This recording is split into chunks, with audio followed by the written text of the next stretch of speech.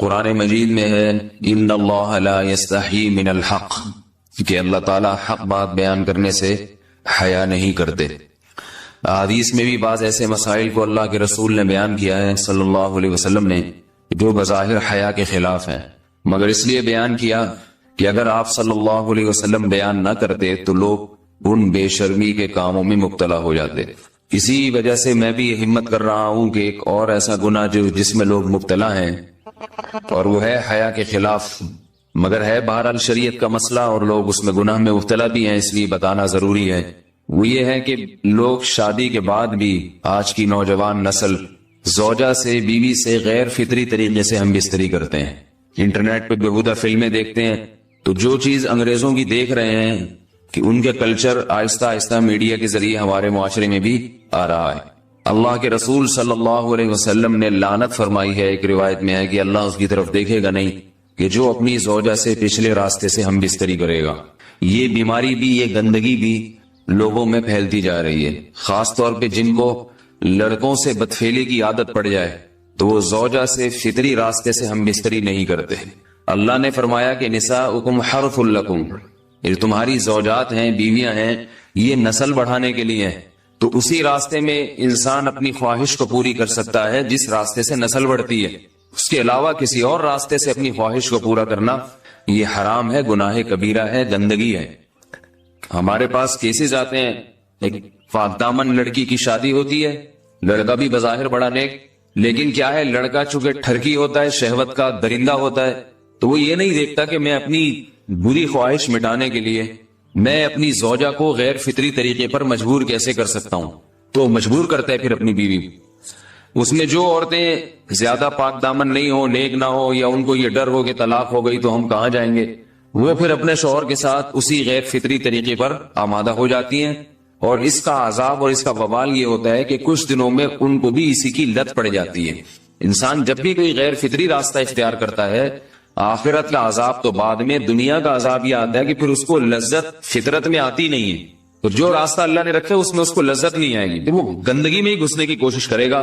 اس کی بھی فطرت خراب ہو جاتی ہے، اور جس کے ساتھ یہ بدفعلی کی جائے اس کی بھی فطرت خراب ہو جاتی ہے، وہ بھی پھر کسی کے قابل نہیں رہتے۔ تو اپنے جان پر رحم کرنا چاہیے۔ ہم انسان ہیں، ہم درندے نہیں ہیں، ہم گھوڑے نہیں ہیں، ہم گدھے نہیں ہیں، ہم جانور نہیں ہیں، ہم انگریز نہیں ہیں۔ انگریز نے تو حیا اور شرم کی تمام حدود کو توڑ دیا ہے، وہ تو درندے بن چکے ہیں، ہم تو درندے نہیں ہیں، ہم تو حلال کھاتے ہیں، پاک صاف رہنے کی کوشش کرتے ہیں، تو ہم ان کی جو کلچر دیکھ کے ہم ویسے درندے بننے کی کوشش کیوں کریں؟ تو یہ بہت بڑا وبال ہے، بہت بڑی برائی ہے جو ہمارے معاشرے میں آہستہ آہستہ جڑ پکڑتی جا رہی ہے، اور اس سے بیماریاں بھی پھیلتی ہیں۔ غیر فطری طریقہ ہے، بیماریاں بھی پھیلتی۔ ایسے کیسز آتے ہیں کہ جناب وہ مرد مجبور کر رہا ہے بیوی کو، اور وہ بیوی جو ہے ساتھ نہیں دیتی تو پھر اس کو طلاق کی دھمکیاں دیتے ہیں، ایسے کیسز بھی آتے ہیں۔ اور یہ بھی آتا ہے کہ مرد جب اپنی بیوی کو غیر فطری طریقے پر مجبور کرتا ہے، بیوی آمادہ نہیں ہوتی، تو مرد پھر یہ دھمکی دیتا ہے کہ بھائی میری خواہش تو تم سے پوری ہوتی نہیں ہے، پھر میں دوسروں کے پاس جاؤں گا۔ تو یاد رکھیں، جس عورت کا شوہر یہ دھمکی دے اس کو کہ میں زنا کروں گا اگر تم نے میری خواہش پوری نہیں کی غیر فطری طریقے سے، تو عورت اپنے شوہر سے کہہ دے کہ جاؤ تم کہیں اور جا کے منہ کالا کرو،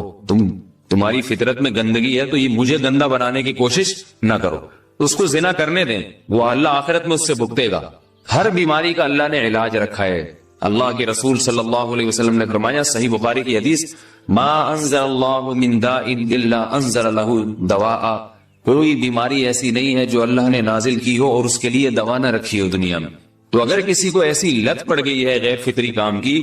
تو اس کو چاہیے کہ وہ اپنا علاج کرائے، ڈاکٹر سے بھی رابطہ کرے، اور سب سے بڑا علاج یہ کہ کچھ وقت صبر کرے گا، چھوڑ دے گا کچھ عرصے کے لیے، تو خود بخود آہستہ آہستہ صحیح ہو جائے گا۔ ایک آدمی شراب کا عادی ہے، ایک علاج تو یہ کہ ڈاکٹروں سے رابطہ کرے، بہترین علاج کے چھوڑ دے، کتنے دن تڑپے گا؟ ایک دن، دو دن، تین دن، چار دن، ایک ہفتہ، دو ہفتہ، بہت زیادہ سال ہو جائے گا نا، اس کے بعد خود بخود ٹھیک ہو جائے گا۔ سگریٹ کا عادی ہے، چھوڑ دے گا، تو کتنے لوگ ہم نے دیکھے ہیں دن میں 20 سگریٹ پیتے تھے، چھوڑنے پر آئے تو بالکل ایک دم چھوڑ دی انہوں نے، آہستہ آہستہ کر کے چھوڑ دی، لیکن تکلیف ہوئی مگر عادی ہو گئے۔ تو اب کسی کو یہ لت پڑ گئی ہے غلط کام کی، برائی کی، تو اس کا بہترین علاج یہ ہے کہ وہ اپنے آپ کو بدلنے کی کوشش کرے، ماحول بدلے، اور کچھ وقت صبر کرے گا تو اللہ اس سے یہ عادت چھڑا دے۔ نہیں کی، صبر نہیں کیا اس نے، پھر اسی گندگی میں موت واقع ہوگی، پھر آخرت کا عذاب بہت سخت، نسلیں برباد ہو جاتی ہیں اس عمل سے انسان کی۔ تو بات حیا کے خلاف ہے، مگر یہ کہ ایک بزرگ تھے وہ بات فرما رہے تھے، تو کسی نے پوچھا کہ حضرت آپ حیا کے خلاف بات کرتے ہیں، تو انہوں نے فرمایا تم بے حیائی کے کام نہیں چھوڑتے، ہم اس چھڑوانے کے لیے بات کریں تو ہم برے ہیں، اور تم کام کرو تو بھی برے نہیں۔ برائی کا کام کرنے میں برا نہیں بنتا، اور برائی کے خلاف بولنے والا برا بن جاتا ہے کہ دیکھو یہ کیسی باتیں کر رہے ہیں۔ تو وہی باتیں ہیں، اس لیے ہیں کہ یہ معاشرے میں یہ برائی پھیلتی چلی جائے گی، اور یہ ہماری اپنا کلچر نہیں ہے، یہ امپورٹ ہو رہا ہے باہر سے، یہ امپورٹ ہو رہا ہے، یہ وہاں میڈیا کے ذریعے آ رہا ہے۔ تو وہ چیزیں دیکھا نہ کریں اور ان لوگوں سے دور رہا کریں۔ ہمیں تو دین کا داعی ہو کے ان کو ہدایت پر لانا تھا، بجائے ہم ہدایت پہ چل کے دوسروں کو چلانے والے بن کے ان کے راستے پہ ہم نے چلنا شروع کر دیا۔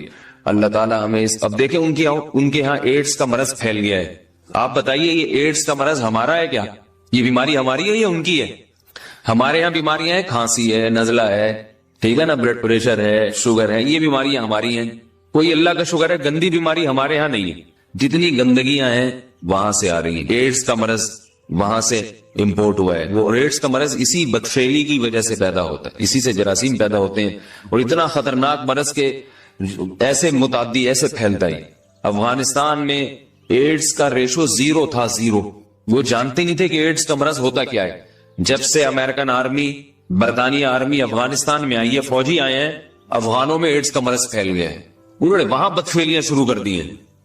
تو وہ تو حالانکہ ان کے لیے زنا کتنا سستا ہے، کتنا سستا ہے نا ان کے لیے زنا، پھر بھی وہ لڑکوں کی طرف مائل ہوتے ہیں۔ تو اتنی گندگی، ایسا گندا جب انسان بن جائے پھر اللہ اس کے وجود کو برقرار نہیں رکھتے، اور رکھتے ہیں تو پھر آخرت میں سزا دینے کے لیے اپنے آپ کو ان گندگیوں سے بچانا چاہیے، حلال پہ اکتفا کرنا چاہیے۔ اللہ تعالیٰ ہمیں حلال پہ قناعت کی توفیق عطا فرمائے اور پاکیزہ لوگوں میں ہمارا شمار فرمائے۔ اگر شادی شدہ عورت 40 دن میں بھی ایک دفعہ،